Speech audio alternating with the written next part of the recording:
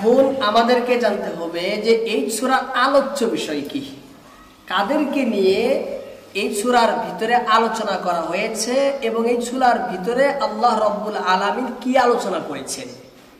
এ সম্পর্কে গত শুক্রবার আমি বলেছিলাম যে আল্লাহ রাব্বুল আলামিন সূরা আসরের ভিতরে বলছেন যে তোমাদের মধ্যে শুধু এক শ্রেণীর লোক কামিয়াব হবে, সফলতা অর্জন করবে শুধু এক শ্রেণীর লোক, বাকি সমস্ত মানুষ সমস্ত মানব জাতি ধ্বংসের মধ্যে নাকামের মধ্যে রয়েছে। শুধু এক শ্রেণীর লোক, সে শ্রেণী কোন শ্রেণী? যাদের ভিতরে চারটি গুণ থাকবে। একটি, যাদের আকীদা শুদ্ধ। দুই, যারা নেক আমলে লিপ্ত। তিন, যারা একে অপরকে হকের দিকে তাকিদ করে। চার, হকের প্রতি থাকার কারণে সমস্ত জ্বালা সমস্ত কষ্ট সহ্য করে নেয়, বরণ করে নিতে তারা প্রস্তুত। এই চারটি গুণ যাদের মধ্যে থাকবে একমাত্র তারাই ইহ এবং পরকালে কামিয়াব। আর যাদের ভিতরে এই গুণটি থাকবে না তারা চিরকালের জন্য ইহকালেও নাকাম পরকালেও নাকাম। তাদের পার্থিব জীবনও ব্যর্থ, পারলৌকিক জীবনও তাদের ব্যর্থ, পণ্ড, নিষ্ফল, বিফল। সেই ব্যক্তি কারা যাদের জীবন ব্যর্থ? আল্লাহ রাব্বুল আলামিন সূরা আসরের পরে চারটি সূরা এনে চারটা উদাহরণ আল্লাহ পেশ করেছেন। সূরা মাউন ছিল ৪র্থ নম্বর উদাহরণ, আর এই সূরা কুরাইশটি হলো ৩য় নম্বর উদাহরণ। সূরা কুরাইশটি হলো ৩য় নম্বর উদাহরণ। অর্থাৎ আল্লাহ পাক এখানে সেই সমস্ত লোকের উদাহরণ পেশ করেছেন যারা চিরকালের জন্য নাকাম, যাদের ইহকাল এবং পরকালের জীবন ধ্বংস, যাদের ইহকাল পরকাল ব্যর্থ, তাদের আলোচনা করেছেন। আর ৩ নম্বর উদাহরণ দিয়েছেন এই সূরার ভিতরে, তারা হলো কুরাইশ। তারা কে? ওই সমস্ত কুরাইশ যারা ঈমান আনেনি, ওই সমস্ত কুরাইশ যারা ইসলামের বিরোধিতা করত, ওই সমস্ত কুরাইশ যারা অমুসলিম ছিল, যারা অমুসলিম ছিল। এই শুধু কি কুরাইশি উদ্দেশ্য এখানে? বলছে না, শুধু কুরাইশি ওখানে উদ্দেশ্য না, কুরাইশ তো উদাহরণ স্বরূপে পেশ করেছেন। আল্লাহ তাআলা কুরাইশকে শুধু উদাহরণ স্বরূপে পেশ করেছেন। অর্থাৎ এই কুরাইশের ভিতরে যে গুণগুলো রয়েছে, যে বৈশিষ্ট্যের কারণে, যে কাজকর্মের কারণে যারা ব্যর্থ, যে কাজের মধ্যে লিপ্ত থাকার কারণে তাদের ইহকাল পরকাল ব্যর্থ, এই কাজের ভিতরে কিয়ামত পর্যন্ত যত লোকই আসবে যারা এই কাজের ভিতরে লিপ্ত থাকবে তারাও ব্যর্থ। শুধু এই ব্যক্তিকে বলা হয়নি, তাদের তো উদাহরণ স্বরূপে পেশ করেছে। উদ্দেশ্য গোটা পৃথিবীর সমস্ত লোকই যাদের ভিতরে তাদের গুণ থাকবে, এই গুণে নিয়েও এই গুণের অধিকারী সমস্ত লোকই ব্যর্থ। এই দোষের অধিকারী সমস্ত লোকই কি? ব্যর্থ। কি গুণ ছিল তাদের ভিতরে? তাদের ভিতরে ছিল ধনে মানে তারা কম ছিল না। অর্থাৎ আমাদের ভিতরে যাদের ধন অনেক, ধনী লোক, মাল সম্পদ, অট্টালিকা বিশাল বড় বড়, প্রাচুর্য, অনেক ধন সম্পদের তার অধিকারী, বিশাল ধনাঢ্য, এদিকে মান সম্মানও তাদের কমি নেই। সকলেই মুসাফা করে, সকলেই তাদের ইজ্জত করে, মান সম্মান তারা সকলেরই সম্মানের পাত্র। তাদের জীবন সুখময়, তাদের জীবন স্বাচ্ছন্দ্যময়, তাদের জীবনের ভিতরে অভাব অনটন বলতে কোনো কিছু নেই। তারা পরিপূর্ণ নিরাপত্তায় জীবন যাপন করে এমন ব্যক্তি। তাহলে এমন সুখময় জীবনের কারণে তাদের কর্তব্য ছিল এই সুখময় জীবন যে দান করেছে তার কৃতজ্ঞতা স্বীকার করা, তার শুকরিয়া জ্ঞাপন করা দরকার ছিল না? আর আল্লাহর শুকরিয়া হলো কি? আল্লাহর ইবাদত করা হলো আল্লাহর শুকরিয়া, কুফর শিরক পরিত্যাগ করা হলো আল্লাহর শুকরিয়া, ঈমানের মধ্যে থাকা হলো আল্লাহর শুকরিয়া, মূর্তি পূজা সৃষ্টির উপাসনা করা পরিত্যাগ করা হলো আল্লাহর শুকরিয়া। যারা করে তাদের দরকার ছিল করা, কিন্তু তারা অনুতাপের বিষয় তারা এসব করে না। আক্ষেপের বিষয় তারা আল্লাহর ইবাদতে কিনা লিপ্ত না, মগ্ন না। আর তারা এটাও মনে করে না যে তাদের এই ইজ্জত, তাদের এই মান, তাদের এই সম্পদ, তাদের এই সুখময় জীবন আল্লাহর দান, আল্লাহর অনুগ্রহ, আল্লাহর অবদান বলে তারা স্বীকারও করে না। তারা মনে করে যে আমার ধন সম্পদ, আমার মান, আমার আসল নিজের অর্জিত বস্তু সব, আমার নিজ যোগ্যতায়, নিজ দক্ষতায়, নিজ ক্ষমতায় আমি এই সব পেয়েছি। অথচ এই সবের পিছনেই আল্লাহর ফজল, আল্লাহর রহম করম রয়েছে। আল্লাহ ফজল করেছেন দেখেই তুমি ধনী, আল্লাহ রহম করেছেই দেখেই তুমি সম্মান, সকলের সম্মানের পাত্র। আল্লাহ মায়া করেছেন দেখেই তোমাদের জীবন সুখময়, স্বাচ্ছন্দ্যময়। আর তারা মনে করে না না, এসব আমি নিজেই অর্জন করেছি। কি মনে করে? নিজেই অর্জন করেছি, এসব তাদের দান, আল্লাহর পক্ষ থেকে ফজল বলে তারা মেনে নেয় না, বিশ্বাস করে না। বরং তারা অহংকার করে। কি করে? অহংকার করে। অহংকার করার কারণে আল্লাহর কাছে নত হওয়া থেকে বিরত থাকে। আল্লাহর কাছে প্রকৃত নত হওয়া মানে তার ইবাদত করা। তার কি করা? ইবাদত করা। তারা ইবাদত করে না, যার ফলে তাদের পার্থিব জীবন ধ্বংস এবং পারলৌকিক জীবন অনিবার্য ধ্বংস। নিশ্চিত আখেরাতে সে চিরনাকাম হবে। তাদের আলোচনা করেছেন এই সূরার ভিতরে। তাদের আলোচনা করেছে সূরার ভিতরে। আল্লাহ বলছেন লিইলাফি কুরাইশ। ইলাফ শব্দের অর্থ, ইলাফ বলা হয় আসক্তি হওয়া, পছন্দ করাকে বলে ইলাফ। কুরাইশ অর্থ আপনাদেরকে বললাম, একত্রিত করা, উপার্জন করা, নতুবা সামুদ্রিক সাহসী এবং ভয়ঙ্কর প্রাণীর নাম। রিহলাতুন মানে সফর করা, ভ্রমণ করা, নতুবা উটের পিঠে পালান কোষে বাঁধাকেও রিহলাতুন বলে। রিহলাতা শীতাই ওয়া সাইফ, সেই রিহলাতুন বলা হয় উট। উটের পিঠে আমরা একটা গদ্দি লাগাই না, ওকে বলা হয় পালান। সেই পালানকে কোষে মজবুত করে বাঁধাকেও আরবিতে বলা হয় রিহলাতুন। যেহেতু সফর করার সময় আরবের লোক উটের পিঠে সফর করত, সেই জন্য কোনো কোনো সময় সফরকেও রিহলাতুন বলা হতো আরবিতে। সফরকেও কোনো সময় কি বলা হতো? রিহলাতুন। আর একটা রিহলাতা শীতা, শীতা বলা হয় শীতকালকে। এই যে বর্তমান শীতকাল প্রায় চলে যাচ্ছে, এই শীতকালকে আরবিতে কি বলা হয়? শীতাউন। সাইফুন বলা হয় গ্রীষ্মকালকে। গরমের সময়কে আরবিতে কি বলা হয়? সাইফুন। রিহলাতা শীতাই ওয়া সাইফ। তারপরে আছে ফালিয়াবুদু। ইয়াবুদু ইবাদত থেকে, ইবাদত মানে উপাসনা করা, আরাধনা করা, অর্চনা করা, বন্দেগী করা। আর লিয়াবুদুর অর্থ তারা, তাদের উচিত তারা যেন ইবাদত করে। তারপরে শব্দ রব্ব হাযাল বাইত। রব্বুন বলা হয় প্রতিপালককে, রবকে, পোষক যে পালে। কোন সময় মালিককেও কি বলা হয়? রব্বুন বলা হয়। বাইত মানে হাযাল বাইত। বাইতুন আসলে বলা হয় যে রাত্রের আশ্রয়স্থলকে। যখন কোনো মানুষ রাত্রে যাপনের জন্য কোনো জায়গায় স্থান নেয়, থাকে, রাত্রে থাকার জায়গাকে আরবিতে বলা হয় বাইতুন। কি বলে? বাইতুন। এই সূত্রে কোনো সময় ঘর বাড়ি একেও কি বলা হয়? গৃহকেও বাইতুন বলে দেওয়া হয়, কারণ রাত্রে বাড়িতে থাকে না নাই মানুষে, সেজন্য বাইতুন কেউ বলে। আবার জুউন, আতআমাহুম মিন জু, জু আছে না? আতআমা মানে আহার দান করা, আতামা মানে ইতআম মানে খাদ্য দেওয়া, আহার দান করা। আর জু বলা হয় ক্ষুধার্ত অবস্থাকে, ক্ষুধাকে বলা হয় জু। কোন সময় খিদা লাগা কেউ, ক্ষুধার্ত হওয়া কেউ বলা হয় জু। ওয়া আমানা, আমানা মানে নিরাপত্তা দান করা। কি করা? নিরাপত্তা দান করা ঈমান থেকে। আর খৌফ বলা হয় ভয় ভীতিকে। খৌফ মিন খৌফ আছে যে, খৌফ বলা হয় কিসেকে? ভয় ভীতিকে। এবার আমরা অর্থের দিকে যাই। আল্লাহ বলেন লিইলাফি কুরাইশ। লিইলাফি কুরাইশ, কুরাইশের আসক্তির কারণে, কুরাইশের আসক্তির কারণে, ইলাফিহিম তাদের আসক্তির কারণে, রিহলাতা শীতাই ওয়াস সাইফ শীতকালীন এবং গ্রীষ্মকালীন সফরের প্রতি।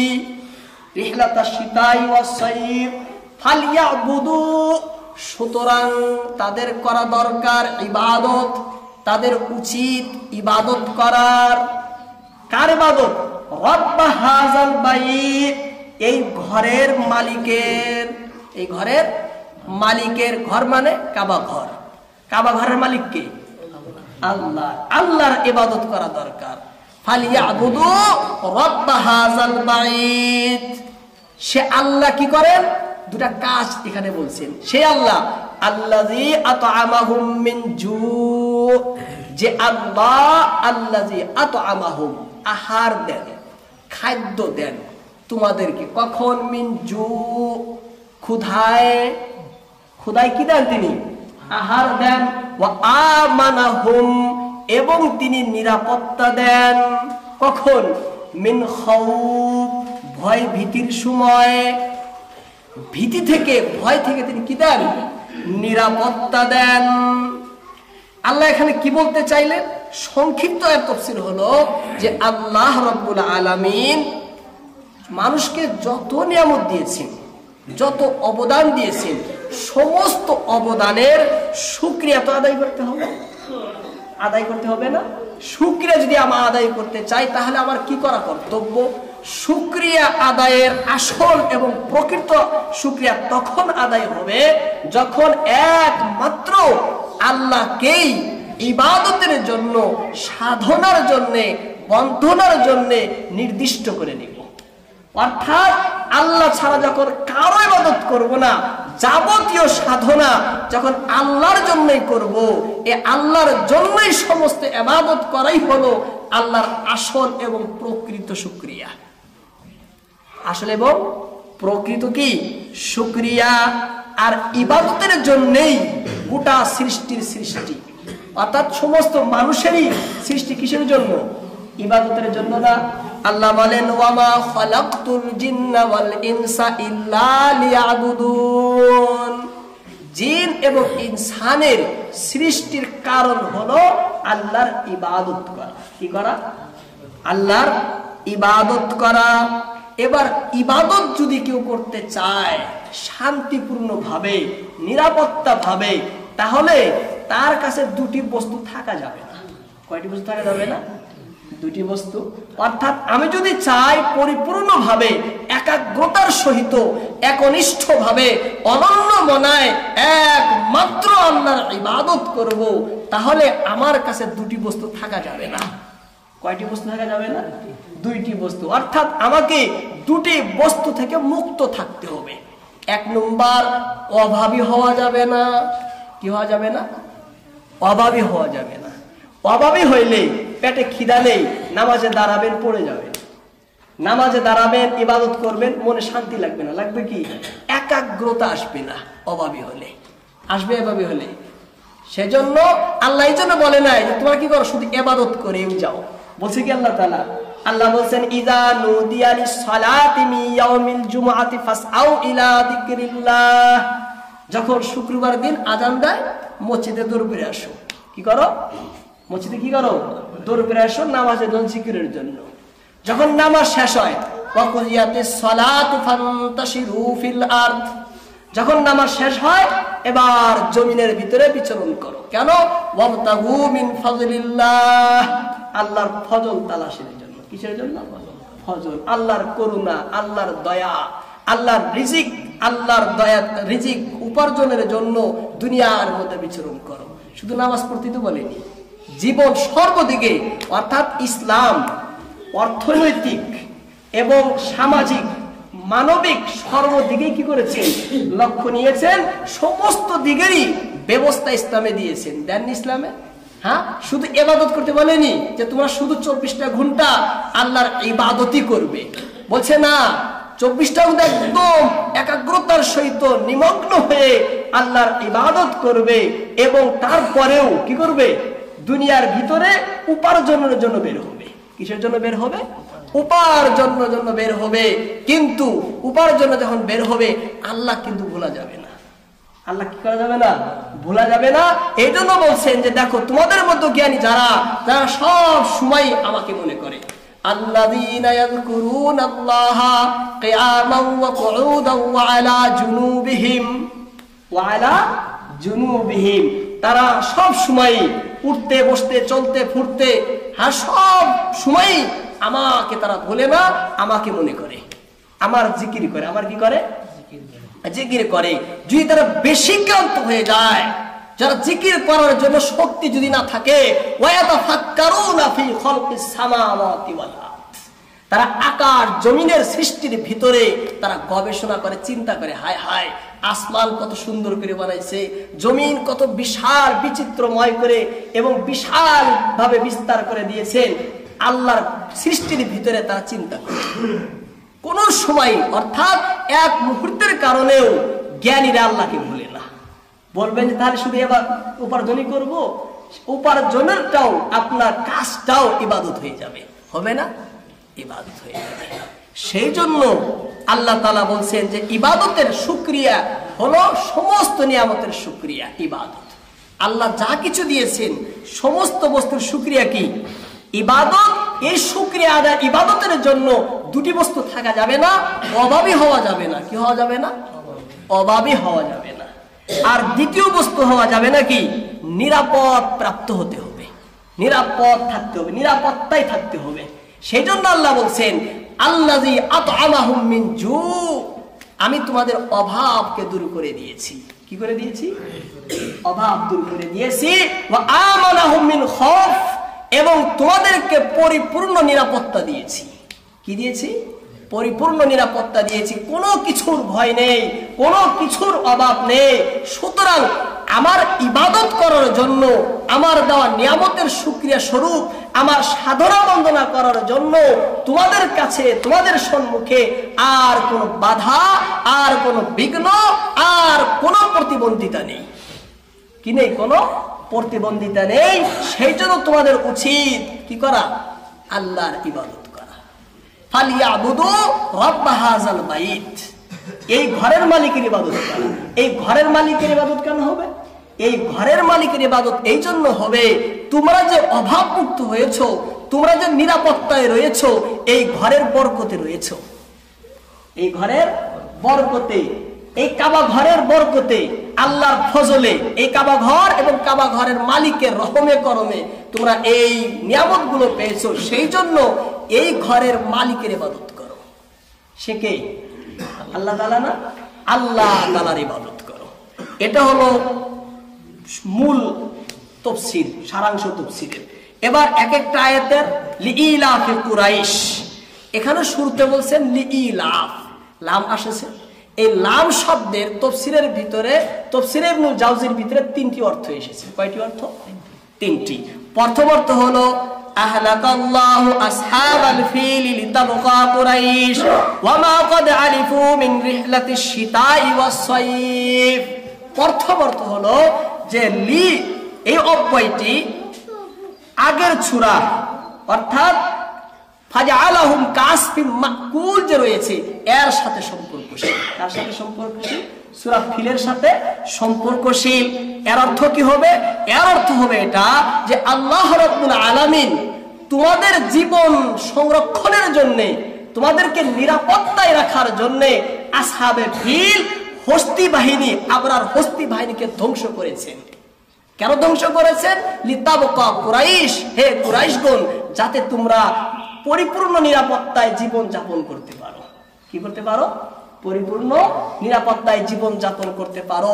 কেননা যদি সেই হস্তি বাহিনী তোমাদেরকে ধ্বংস করে দিত, কাবাঘর ধ্বংস করত, যদি তোমাদেরকে ধ্বংস করতো, তাহলে তোমরা নিরাপত্তায় থাকতে না, অভাবী হতা। কি হতা? নিরাপত্তায় থাকতে না, অভাবী হইতা। যেহেতু আল্লাহ তাআলা তোমাদেরকে রক্ষা করেছে, সুতরাং তার ইবাদত করো। সুতরাং কি করো? তার ইবাদত করো। এটি একটি অর্থ। দ্বিতীয় অর্থ হলো ফালিয়াবুদু রাব্ব হাযাল বাইত লিইলাফিহিম রিহলাতাশ শিতাই ওয়াস সাইফ লিআন্নাহুম কানু ফির রিহলাতাইনি আমিনিন ফাইযা আরাদা লাহুম আরিদ ক্বালু নাহনু আহলু হারামিল্লাহি ফালা ইউতাআররাযু লাহুম। দ্বিতীয় তাফসীর করেছেন লি, শুধু লাম শব্দের অর্থ যে লামের সম্পর্ক পরের আয়াতের সাথে। কিসের সাথে? পরের আয়াতের সাথে, ফালিয়াবুদুর সাথে সম্পর্ক। অর্থাৎ আল্লাহ তাআলা তোমরা জীবন ব্যবস্থার জন্য, তোমাদের জীবন পরিচালনার জন্য, জীবনের প্রয়োজনীয় উপকরণের জন্য সংগ্রহ করার লক্ষ্যে তোমরা কি করো? সফর করো। গ্রীষ্মকালে এবং শীতকালে সফর করো। এই সফরটা তোমাদেরকে নিরাপত্তায় দিয়েছেন, আল্লাহ নিরাপত্তায় দিয়েছেন। এই নিরাপত্তায় সুখে শান্তিতে ভালোভাবে একদম শৃঙ্খলাপূর্ণভাবে হওয়ার কারণে তোমরা কি করো? আল্লাহর শুকরিয়া করো। সেটি কি? ইবাদত করো। 3 নম্বর অর্থ করেছেন তাফসীরের ভিতরে, আজাবুল ইলাফি কুরাইশ রিহলাতাশ শিতাই ওয়াস সাইফ ওয়া তারকিহিম ইবাদাত রাব্বি হাযাল বাইত। হে বিশ্বের মানুষ, তোমরা কি অবাক হচ্ছ এই কুরাইশদের এই ব্যবসার জন্য বাণিজ্যিক সফরের প্রতি লক্ষ্য করে, যে তারা শীতের মধ্যে এবং গ্রীষ্মকালের মধ্যে তারা সফর করে? এই সফর দেখে কি তোমরা বিস্মিত হচ্ছ? আর তোমরা কি অবাক হচ্ছ যে এত সুখময় জীবন দেওয়ার পরেও তারা আল্লাহর ইবাদত থেকে বিরত থাকছে? বিস্ময় হচ্ছ, বিস্মিত হচ্ছ, অবাক হতবাক হচ্ছ নাকি? আর আসলে এটা বিস্মিত বস্তু, এটা বিস্মিত হওয়ারই বস্তু যে আল্লাহ তাদেরকে নিরাপত্তা দান করে। দেখো না, তারা সে আল্লাহরই ইবাদত থেকে দূরে থাকে, যে আল্লাহ তাদেরকে সুখ শান্তিতে এবং পরিপূর্ণ সুরক্ষার সহিত তাদের এই দুটি সফর আল্লাহ তাআলা পরিপূর্ণ করে, আর সেই আল্লাহরই ইবাদত করা থেকে তারা বিরত থাকে। নিশ্চিতভাবে এটা আপত্তির বস্তু, হতবাক হওয়ার বস্তু না এটা। তারপরে আয়াতে আল্লাহ বলছেন, ইলাফিহিম রিহলাতাশ শিতাই ওয়াস সাইফ, তারা বছরে 2টি সফর করে। কয়টি সফর করে? 2টি। আমাদের বছরে 2টা কাল আসে, গ্রীষ্মকাল আর শীতকাল। শীতকালে সফর করে গরমের দেশে। কোথায়? গরমের দেশে। আর গরমকালে সফর করে ঠান্ডার দেশে। গরমকালে সফর করে ঠান্ডার দেশে। তারা 2 দেশে সফর করে। তখন বলা হয়তো শাম, বর্তমান হলো সিরিয়া। বর্তমান নাম কি? সিরিয়া। এই যে ফিলিস্তিনের ওইদিকে সিরিয়া, শাম, সেই দেশের ভিতরে তারা কি করতো? সফর করত। কারণ সিরিয়া ছিল ঠান্ডার দেশ। কি দেশ? ঠান্ডার দেশ। এই জন্য গ্রীষ্মকালে তারা সফর করত শাম দেশে। আর ইয়ামান হলো গরম দেশ, আর ইয়ামানে সফর করত তারা ঠান্ডাকালে। শীতকালে সফর করতো কোথায়? ইয়ামানে। আর গ্রীষ্মকালে সফর করতো কোথায়? শাম বা সিরিয়ায়। এই সফরের উদ্দেশ্য ছিল ব্যবসা করা। কি করা? ব্যবসা করা। তারা পরিপূর্ণ কি করতেন? ব্যবসা করতেন। এই 2 সফরে যা মুনাফা হতো, যা আয় হতো, এই আয়ের মাধ্যমে তারা পরিপূর্ণ জীবন যাপন করত। পরিপূর্ণ তারা কি করত? জীবন যাপন করত। তাদের জীবন ব্যবস্থা এই 2 বাণিজ্যিক সফরের উপরে নির্ভরশীল ছিল। হযরত ইবনে আব্বাস রাদিয়াল্লাহু তাআলা আনহু বলেন যে মক্কাবাসীরা খুব দরিদ্র এবং খুব গরীব ছিল। তখন আল্লাহর নবী মুহাম্মদ রাসূলুল্লাহ সাল্লাল্লাহু আলাইহি সাল্লাম প্রপিতামহ হাশিম ইবনে আব্দে মানাফ এর ছেলে হাশিম কি করত? তাদেরকে উদ্বুদ্ধ করত সফরের জন্য।